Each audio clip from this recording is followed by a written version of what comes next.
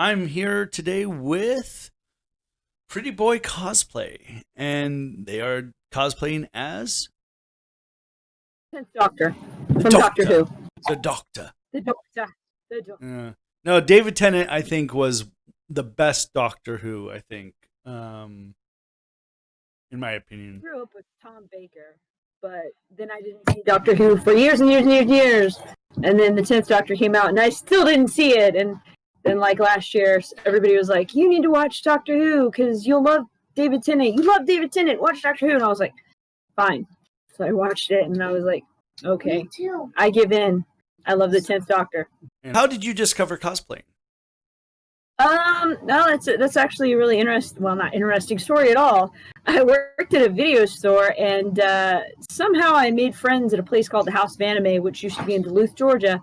And I started hanging out there, and then I found out that Anime Week in Atlanta was going to happen. That was a long time ago, and so I was like, "Oh wow, what happens at the convention?" And then they were like, "Oh, you can dress up in costumes and all that," and that was sort of what got me started. Is my first convention. Nice. So what was your first cosplay?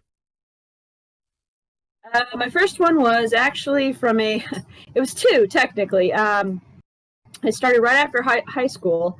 I made a Harley Quinn costume, or my friend's mom made a Harley Quinn costume. How did you come up with the name Prettyboy Cosplay? Uh, well, that's a funny story. I just within the last 10 years or so started cross-playing because, I'm going to be honest, boys' costumes are so much more comfortable than girls' costumes. And you're usually more covered. So, that works too. But basically, I did Sweeney Todd or something. I don't remember exactly what it was. And somebody jokingly said, "You make a really pretty boy." And I was like, "Oh, well, I kind of like the way that sounds, pretty boy, it's got like kind of a double meaning to it." Yeah. And then again, watching Doctor Who and finding out that he got called a pretty boy was just like, okay, so it's meant to be. It's meant to Let's be. just go with it. Yeah. Well, one viewer in the chat, Swanky Eel, says they love it. Yeah, that would be my best friend, actually. Nice, nice. It's good to have that support. Oh, yeah. So what are your next 3 cosplay plans? Well, I want to do a mashup costume of Rapunzel and Bausch from Star Wars. It just came to me one day. I'm going to make the Flynn Rider in carbonite, the whole 9 yards. I decided I'm going to try to go all out in that. That's going to be probably really hard. I've been planning it for a while, but it's very hard because no one cosplays Bausch. So to find the 3D print and so forth is next to impossible unless you're willing to spend a buttload of money. Another one is I'm a big fan of Good Omens. Again, David Tennant, hello. And so I'm going to do Crowley through time, or at least I'm going to try to do certain, because there's a sequence, I believe, in the 3rd episode where it goes through time with Crowley and Aziraphale. Okay. And I want to pick and choose some of those. And then the last one, because of the hair, I thought it would be kind of funny to Philip J. Fry from Futurama. So do you prefer sewing, armor making, or wig working, or do you like kind of patch them together? Well, I sew the costumes that I can. I do enjoy doing it. A lot of people say, "Oh, sewing is so relaxing." Not when you're a cosplayer. I think I swear more when I'm sewing than when I'm doing anything else. Yeah. But I like working with wigs too, because it's almost like a blank canvas. There's so much you can do, and you can use just household items like toilet paper rolls and pipe insulation, and you can come up with these fantastic wigs that defy gravity in a way, and you're really proud. I mean, most of mine are fairly easy wigs, but at the end of the day, I think wigs is probably my favorite. Yeah, that's a talent to have for a lot of cosplayers because they do not like to style wigs.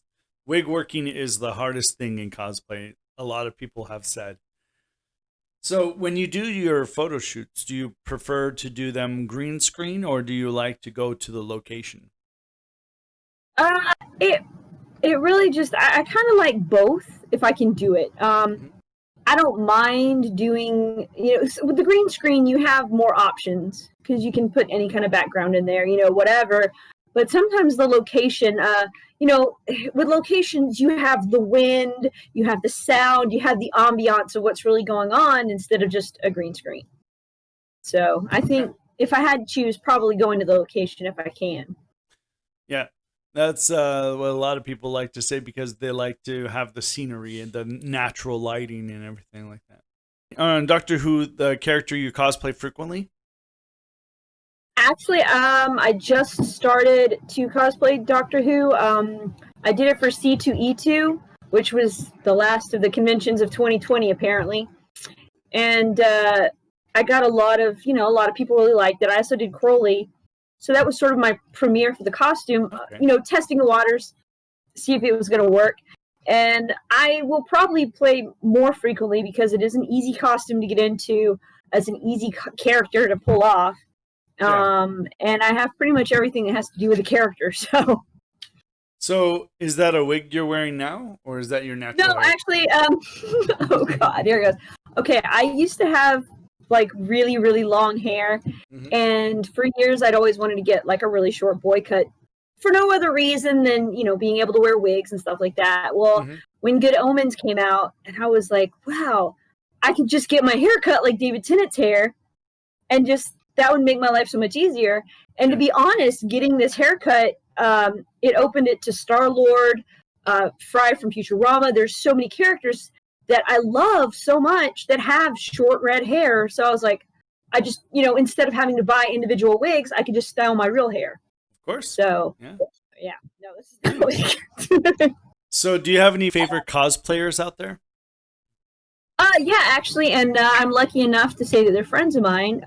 One is Sherilyn. She is amazing. She can do anything and everything. And I did send her a message to message you. And the other one is Kayla Kelly, who she was, both of them are the type that I never thought I'd be friends with them in a million years because they're just, I was in awe of them. It was almost like a hero worship in a way. So when I found out that, wow, they're real people and they actually do want to hang out with me and talk to me, it just added so much more to it. Speaking of Kayla, she just messaged. Oh, there you go. Yeah, the cool thing about cosplay communities are that they're always helpful. They're always friendly to help you out if you have any issues you run into for your cosplays. I know down here in Arizona, we have a community that is like 100% on board of helping everybody as much as they can. Yeah. So is that the same where you live?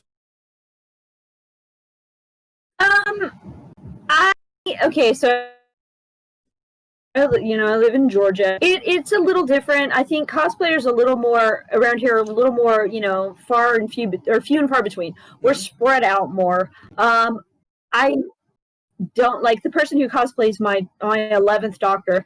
She lives 2 hours from me. So I haven't really met many people in the area in which I live, but I never have. Sometimes I'll see them on occasion, but for the most part, when you talk to a cosplayer, they're like, oh, I live in this city that's forever and a day away. Or I live in Florida or, whatever. So Georgia does have a large cosplay community, but we are spread out across the state. So it's hard to really find a group. So. Yeah. So what is the most detailed cosplay you've done? Most detailed was probably, and I don't expect you to know this one, but Abby Abominable from Monster High. It took me off months, 2 years to I have a daughter. She was addicted to Monster High. I mean, addicted. We had I think every doll there was in the collection. It cost us like $3,000 to buy all these dolls. Yeah. And one day she's like, I don't like them anymore. I'm like, no. Yeah. No, sorry, we invested. This is yours, and you're going to pass this down to your children. But yeah, the only reason that one was so, I guess I say detail. I could say Star-Lord. Star-Lord was probably my most expensive costume. But Abby, because they don't make fabric like her dress, I basically had to make the dress and then use a projector to get all the little triangles and stuff like that. And there's a lot more. People don't realize how much detail goes into those Monster High dolls that when you're trying to replicate it on a person, off and on 2 years I worked on that thing. Finally premiered it last year. Yeah, it's pretty crazy detailed. So, are there any craftsmanship tips that you could offer? Yeah, absolutely. If you have a projector, that can help a lot of times. If you do have, again, a costume that has a print that you can't find somewhere, go ahead and make the costume and then pin it up on the wall and use a projector to project that pattern, and then just use fabric paint. And that's what I did with Abby. Also with Abby, I had to have a specific shade of purple tights that she wears, and I couldn't find it, dance stores, anything. So if you take hot water and you water down acrylic paints, you can actually dye tights. Now, it doesn't last forever, and you don't want to throw them in the washing machine. But you can, if you hand wash them and then pop them in the dryer, the color will stay because it stains the fabric. And then the only other thing would be when doing wigs, if you can get, Got to be spiked clear hair gel. Yep. That will make, you can make hair stand straight up if you want. That's the best product on the market for that. Yeah, the Got to Be is very very good product to make that. You know, I'm thinking of All Might from Hero Academia, and the fact that he has that hairstyle with the, right there, it would be like so hard to do. Sorry about that. My niece tried to throw an apple in the garbage can and missed. And you're like, yeah, it happens. But yeah, like, the Got to Be hairspray is real, or gel is very sticky, and like it'll make your hair stay for actually a long their time. hair wax is really good too for Doctor Who hair. Yeah, nice. So what is your favorite cosplay you've done? Believe it or not, it is not this one.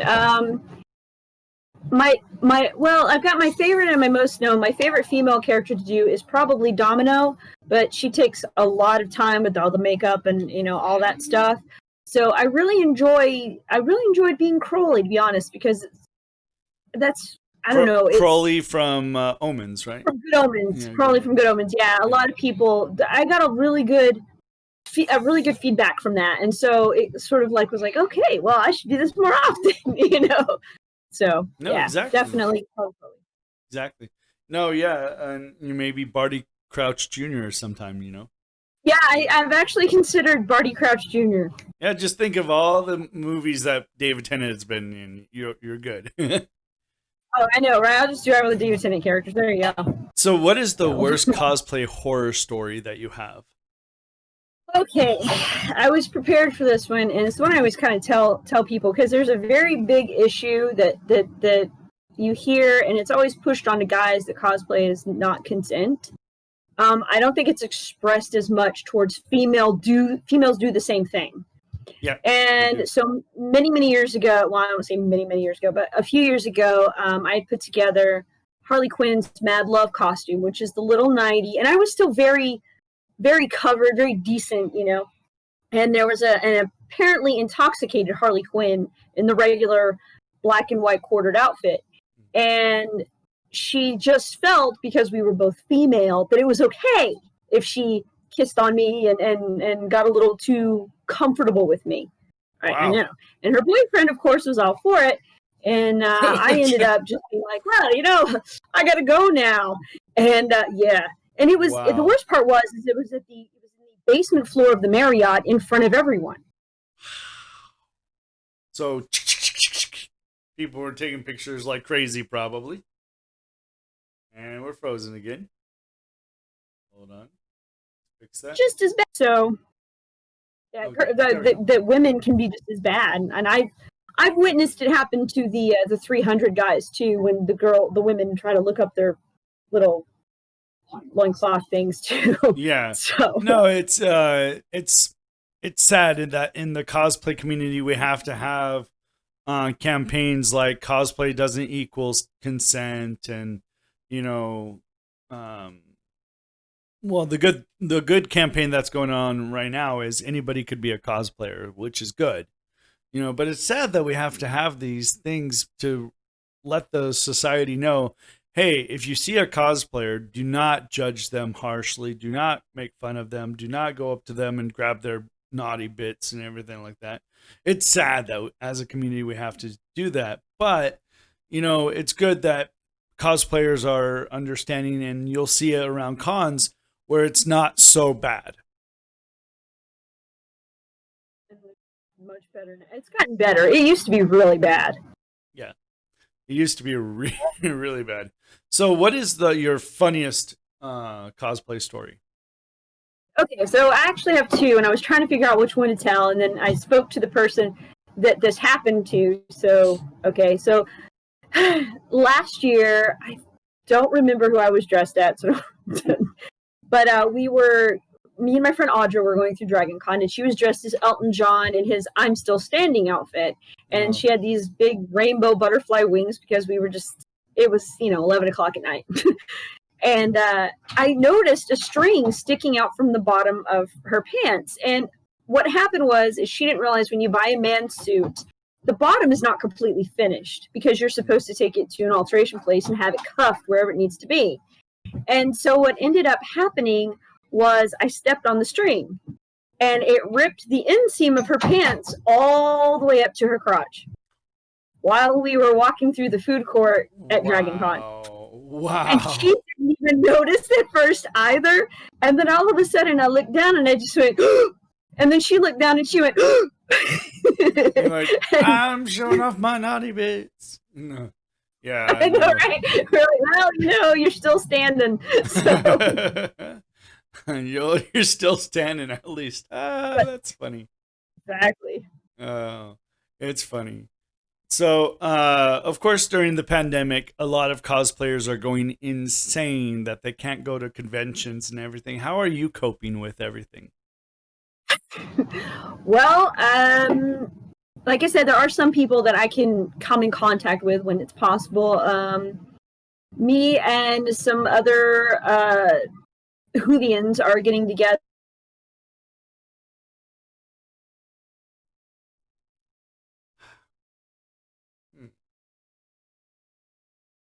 They're not getting together, doing it separately, but we're going to be doing a video. Some of them do live close enough to me, about an hour to 2 hour drive. So if we did want to do something, we'd keep it under a party of 10. Yeah, right. But, under a party of 10. Yeah, making videos. Under a party of 10, yeah. So making videos, and I have a friend who has a TARDIS, and so that's the other thing is I do photo shoots or whatever. I'm getting by. I'm not really working on costumes. I'm just letting my mind go. Okay, this is what I could do. Once everything is okay, and I'm making friends so that in the future I will have a cosplay group, because that's one of the biggest problems is you get the group together. You invite 30 people, 20 people confirm, and 2 people show up. Yeah. So. What is the best in-character interaction that you've had in cosplay? Right. So this was I'm really excited about. This is one of my all-time absolute. Well, again, I have a short one, but I can't remember the guy's name, so I don't want to get into that one. Mm-hmm. But we, on a whim, and I don't know why we decided that. Oh yeah, I do. I can't think of his name, but the voice actor of Goku, who is also the voice actor of Rolf from Ed, Edd n Eddy, was going to be at Dragon Con one year. So I was like, we should go as the guys, the kids from Ed, Edd n Eddy, and it would be a lot of fun. So we dressed up, and I did double D, so I had the hat and everything. Nice. And my best friend, who, if Eddie really existed in real life, it would be him. His name is Colin. And so we all dressed up, and we did the parade, and we were having fun. And after the parade was over, we came into the building. And I don't know exactly why, but there was like a line of laptops, and there were people behind, behind desks. Yeah. And one blonde guy stands up, and he goes, "I have to get a picture of you guys." And we're like, okay, sure. Guy in a suit wants our picture, whatever. So he takes our picture, and then he proceeds to explain to us that he actually used to work on the show as one of the animators. Oh, wow. That's pretty cool. And but he didn't tell us until, I guess he didn't want to say anything until after the picture was taken, because he wanted just that natural look. Of But that course. was probably one of my favorite in-character interactions. Yeah. Of course, yeah, like, because if you Or would in say, cosplay, yeah, whatever you I'm call the it. animator of Ed, Ed, and Eddie, you'd be like, oh my god, and the picture wouldn't be so, would be weird. All right. So, moving on to the next one. Do you have a favorite cosplay photo of yourself? Yeah. Oh, now it went away again. There, it's okay. We're back. We're back. Favorite cosplay photo of me? Favorite Quicksilver, and he dressed as Quicksilver. Wolverine. Oh, I don't know. I dressed as Quicksilver There we from go. No, we're good not now. Days of Future Past. Oh. Apocalypse. Oh, Apocalypse. Okay, I dressed up as Quicksilver from Apocalypse, and he dressed up as Wolverine. Okay. And we had these signs where mine said I can dodge bullets as kind of like a joke towards the other Quicksilver, and he had a sign that says I don't have to. So, and a lot of people just went crazy over that picture, and that was probably my favorite. Moving on with your go-to stores for cosplays. Oh yeah, go-to stores besides the regular Hobby Lobby and Joann's. I also like Fine Fabrics, which is located in Norcross, and the Engineer Guy, where if you ever need special effects stuff, that's the place to go. Also Amazon, just because I don't want to drive all the way down to the airport, which is where the Engineer Guy is. Right. So that would be where you live in Georgia. You're 45 minutes from the airport. Yeah. It's it seems that different states have different perks. So do you prefer to buy pre-style wigs, or do you style them on your own? It really depends on the wig. If it's something that's curled or curly, I prefer buying it if I can. Like my Queenie Goldstein wig, I bought that one because it's a specific style. It's a style that I don't feel confident enough to try on my own, and it was specifically a Queenie Goldstein wig. Queenie but Goldstein from Fantastic Beasts? Fantastic Beasts. Okay. Yep. That's what I think. But when it comes to like short wigs, like I did my own Star-Lord wig and my Abby Abominable wig, which hot glue is your friend if you're having to add hair to wigs, stuff like that. So it really just depends on what I'm trying to accomplish. If it's a basic wig, then I'll just buy it. Other than that, I usually try to make them as much as possible. So have you ever been mistaken as a different character while in cosplay? Yes. The only problem is I don't know the character that I was mistaken for because I didn't watch the anime. But years ago, I was dressed as Bloodberry from a show called Saber Marionette J, and she's an android. And the costume is orange and black and with a big red ponytail. And I don't recall who they kept saying I was, but it was constant, like the whole weekend. And I even actually ended up looking up a picture of this character going, this character looks nothing like that character. Why do they keep thinking I'm that character? So that they all tend to look very similar. Yeah, especially like, if you're walking around in this cosplay, you could be mistaken as Fred or George from Harry Potter. That's actually sometimes I look like Greg Proops from Whose Line Is It Anyway? Right. Really? Interesting. Yeah, I was like, thanks a lot. Except for Greg Proops doesn't have. Yeah, it's the glasses, I think. Yeah, it's probably the glasses. That's the downside of cosplaying when you have to wear glasses. Is either you go blind or you fight with contacts. Well, with mine, they're just for reading, and it works because David Tennant is farsighted, so it works. Of course. But like for this, I needed to because I need to read. So. Yeah, no, you're just like, I have to wear my glasses because it's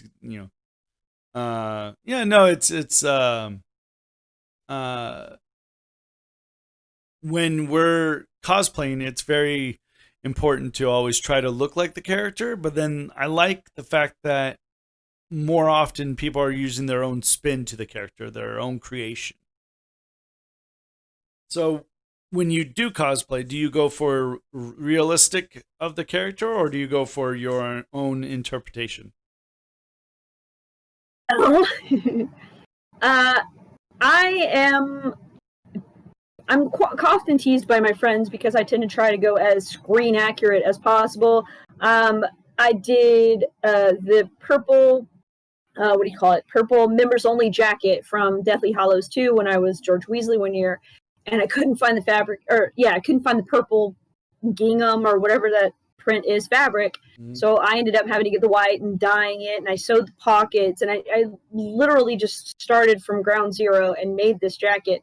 And I'm one of those people, I will blow pictures up as big as I possibly can to, okay, well, there's this, like on his members only jacket, there's this tiny little thin black line that goes around the collar. Most people wouldn't notice that. I noticed that, and I made sure that it was on there. Right. But I have added spins. I put black wings on my Crowley costume when we were at C2E2 just because they were there, like little black sequin wings, stuff like that. So sometimes I'll have fun with it. I usually try to stay as screen accurate as possible. Nice. Right down to collecting everything that David Tennant ever had in his pockets during his run as Doctor Who. So have you ever decided to go into a contest with these cosplays? As someone who has cosplayed for a very long time, I've learned that I don't know how much it's changed, but there's a lot of like politics that goes on with cosplay, and it only takes one judge to know you and not like you, type thing. And I don't want to discourage people from doing that, but as someone who has been around it, who has seen it, who has witnessed it, it unfortunately, it's humans. It's, it's how humans are. If we don't like someone, we don't like them, and sometimes we will not give them a chance because we don't like that person. Yeah. So no, I don't have a day, when I'm at a convention, I want to be running around and being crazy. I don't want to be waiting in a 5-hour line to get a little number, get my picture taken, and then have to come back, a few hours later to walk on stage. Yeah, exactly. Yeah. I can be a ham in the hall. I could be a ham in the hall. Nice. Very nice. So, so what are all the cosplays that you've done? Oh gosh. A lot. See, aside from, I used to do a lot of anime characters, and then I stopped. I've done Dean Venture from the Venture Brothers, Sweeney Todd, Double D from Ed, Edd and Eddy, 2D from the Gorillas, number 3, or Chanel number 3 from Scream Queens, Domino from Marvel. Used to do Harley Quinn a lot, and then Harley Quinn's just became kind of like 15 for, a dime for 15. So I was like, okay, I'm not going to do that anymore. So I retired that one for the most part. Ted from Bill and Ted. That. George Weasley has been a couple of times. Queenie Goldstein again. Gosh, there have been so many. I've been doing this since 1999. Wow. So there you go. I know. And Abby. I'm back when cosplay was like the obscure thing of the world. And I kind of miss it in a way. It was nice going to C2E2, honestly. It's not a big cosplay con, but because when you do cosplay, you kind of stand out. You're not just in the herd, so to speak. Yeah. So it's kind of nice. True.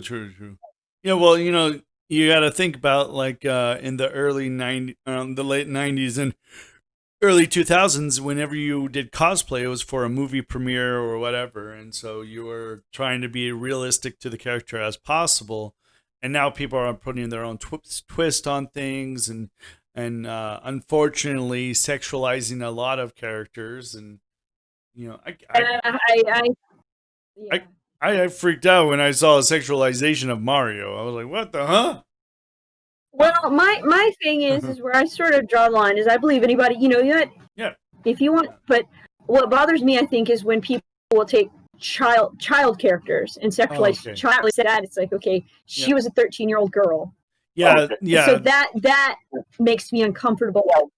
Yeah, when you especially in today, when you see a sexualization of a My Hero Academia character, and you're like, oh my god. Dude, they're high school kids, man. Oh, yeah, I've seen a sexy Lydia Dietz, and I was like, that character's 14. Please don't do that. Right. Yeah, no, it's like I tell everybody, if you've got it, go ahead and flaunt it, whatever, Um, but for yeah, when they sexualize little kids, I'm like, come on, man. Yeah. That's the only thing that really ever just kind of makes me go, oh, okay, I'm just gonna walk away now. Yeah, we're gonna walk away quickly. So what is the Yep. biggest con that you've cosplayed at? Biggest convention I ever cosplayed at, besides Dragon Con, which is the biggest one in the South, it's huge. It would probably be New York Comic Con. I've never been to San Diego Comic Con, and I don't think I'll ever get to go because it's just there's too much expense behind Well, it. yeah, because And you're here and they're there. they're there, yeah. It's That's but New like a York was $500 plane ride. yeah, yeah. But New York was, it's straight up. It's, and it was very affordable at the time. You got to Nice. save up a little bit, but tax return. Yeah, you know. no, yeah, if you can, But yeah, the whole thing with it is I have always said to myself, I will never go to San Diego Comic Con unless I get invited there. Then I will go. Oh, exactly. I'll have to become famous. Maybe this will help. You're doing great, and I appreciate you coming onto the show. But for a lot of cosplayers, the dream is to be like the big cosplayer. Is that something in your eyes, or do you like to do this as a hobby? Um, Honestly, if I had to be truthful, I don't want, I guess, the idolization that comes with it. Like, I don't want to be idolized. I want to be that person. I mean, everybody wants, well, not everybody, but most people want to be popular in the cosplay world. That's just how it is. Yep. Because there are perks to it. You get invited to conventions for free. You get hotel rooms for free, stuff like that. So there are definitely perks. I love doing panels. I've done them in the past, but it goes to their head. So it goes to their head, yeah, like a lot. Right. You see that a lot. Yeah. Whereas I knew this one cosplayer before she got famous, and she was a down to earth, amazing person. And when she got famous, she was like, "Don't talk to me. Don't talk to me. I have no time. I have no time." It's almost like people being, what the fudge, dude? It's funny how people forget where they come from. Oh yeah, definitely, and it'll happen fast too. To be honest, I would rather act and still go to conventions. So I mean that would be where what I want to do. Yeah, give me free passes to conventions. I'm good. Yes, exactly. I will be your little monkey all you want. Just let me go. Yeah, exactly. No, that's the good thing about it is when we start to have recognition of everything. I don't know if I'm going to be an interviewer to the stars or anything like that, but this is a good idea to help cosplayers come out during the pandemic and put on their cosplays and get back into the cosplay spirit, because during the pandemic, it's tough because you can't go to conventions. You can't really do too many photo shoots, really, unless you have your own personal photographer, And yeah, it's getting to a lot of people too as well. So what do you think is the hardest cosplay that you've done? Where just like it was so tough, it was like ugh. Hardest cosplay, even though I did buy the majority of the parts for it, the hardest cosplay was definitely because again, I live in Georgia. It can still Star-Lord, yeah. So it can be 90 degrees in Georgia in September, and so you're wearing a long sleeve shirt, you're wearing the binder, you're wearing the pants, you're wearing boots, you're wearing this jacket. Yeah. So you are just sweating bullets, and I spent all this money on a helmet, and I couldn't see out of really well. So yeah, I would have to say that was the hardest, only because it was the most uncomfortable. I still love it, but it is very uncomfortable. Yeah, that's a lot of leather. That is a lot. And Star-Lord had a lot of leather, Yeah. Yes. No, it's cool though. But do you have the cool Star Lord helmet too, as well? Yeah, I actually, funny thing you mentioned that. When the first movie came out, there was a guy who made it out of resin. And Oh, so I ordered it, and I ordered it in March from Russia. And it's a beautiful helmet, but it took 6 months to come in. oh my God, that takes a long time. I was, I know, I was scared that it wasn't going to be there in time, and it showed up literally 1 week before Dragon Con. Wow, wow, that's nice. Yeah.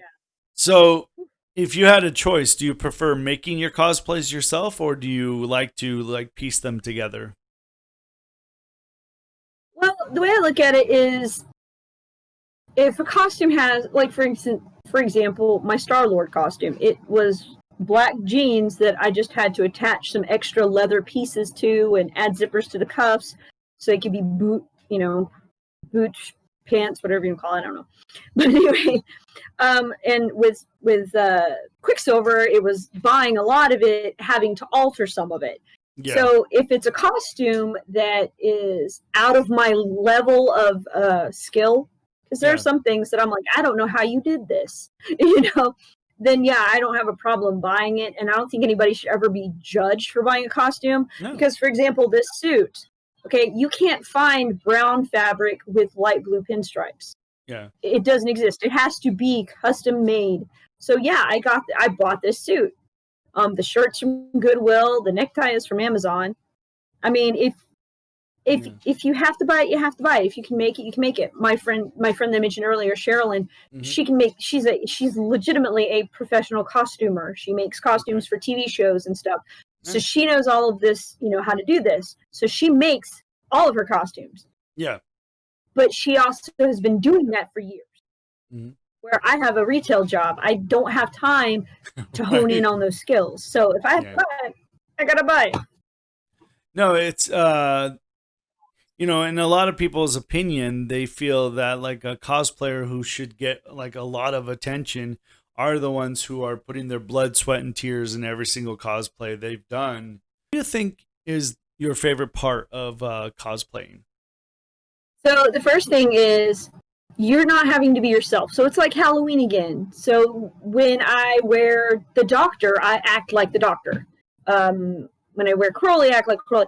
It's you are almost acting. You are taking on that character, and it's like playing pretend when you were a kid. And that's probably one of my favorites. The other thing is it's not. I'm not going to say the attention, but I'm going to say the reaction of people when they see you and you play that character well or you portray them well. They get excited, and it makes you excited because it really boosts your confidence and makes you feel amazing. So yeah. What are the bad things about cosplay? Oh, the bad things about cosplay. Okay. Or Um. thing? If you only have one thing, that's Well, great. there's I think one of the biggest issues with cosplay is it's very clicky. You have select groups. And to be honest, one of the reasons that I didn't cosplay the Doctor or watch Doctor Who for years was because I had gotten a lot of bad experiences from fellow Whovians. And Oh yeah, they can be very judgmental. And, there's certain Star Wars fandoms that are very, your costume is not 100% accurate, and they'll nitpick. Okay, well, I'm out here having fun. I don't care. yeah, I didn't come out to impress you. Now, if you are impressed, then that's awesome. But that's not my whole goal. My whole goal is I like wearing this and I like running around and being stupid. yeah, exactly. So You know, the clicks are definitely a big one. yeah, there's always that little click and that could cause anybody to run away from cosplay. So if you could tell your past self anything about cosplay, what would it be? Um, don't think you always have to dress as something pretty to get people to look at you, because for years I thought, oh, I've got to dress as this cute female character or whatever to get people's attention or to get my picture taken. And I realized that I get as much attention when I crossplay and dress as a boy, which Hmm. is again much more comfortable, as I did when I dressed as a girl. And I've fooled one too many people in crossplay, and I'm like, no, no, no, sorry, ladies, I only like guys. You know? You're like, oh no, no, no, yeah, because in today's society, you never know, don't Exactly. So I have to kind of clarify. I've had to clarify that one too many times. You're like, No, yeah, no, my no. my husband will kill me. Exactly. I'm like, no, no, no. I like guys. I appreciate that, but Yeah. yeah, I try to be as No, pull it's off the it's best. yeah, it's true because the unfortunate thing with the cosplay that I've seen in all my years of going to conventions and everything like that is that the more sexualizing of the character you are, the more people are going to be like, "Ooh, I want my picture taken with her," or this and this. And I'm like, "What? What about that guy over there that's standing over there by himself in a cool cosplay? You're not going to want to take a picture with him? You want to get pictures of her because she has big boobs?" And that's unfortunate that like Exactly. society's just like that, and more often I conventions are going to pay the prettier girl cosplayer than they are the ugly girl cosplayer or something, whatever. That's the whole thing is, there's Poison Ivy over there, and she is attractive and whatever, but here's somebody who put blood, sweat, and tears into their Gundam, cosplay, right?